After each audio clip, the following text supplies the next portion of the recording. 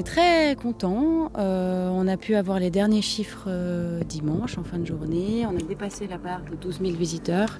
Et j'ai pu évidemment constater un public d'habitués, de tout type, c'est-à-dire d'habitués de longue date, avec une connaissance des triennales passées, qui maintenant a une histoire de 40 ans en fait. Ça fait 40 ans que la triennale existe. C'est-à-dire qu'il y a énormément de familles, j'ai trouvé cette année, beaucoup de jeunes aussi, donc des écoles, il y a eu énormément de scolaires, et puis un public aussi rajeuni par aussi peut-être les artistes qui ont fait marcher leur réseau.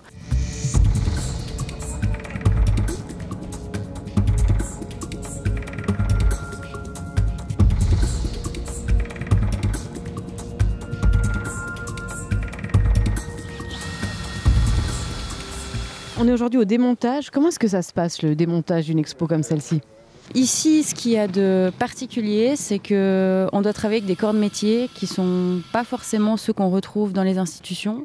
Ici, on doit créer des fondations, c'est-à-dire que des fois, il faut creuser le sol, il faut couler du béton, il faut faire en sorte que la tenue de l'œuvre soit assez forte. Donc voilà, ça implique aussi toute une manutention qui est différente, qui peut paraître comme plus lourde. C'est juste des spécificités qui sont différentes et puis qui sont vraiment propres au terrain.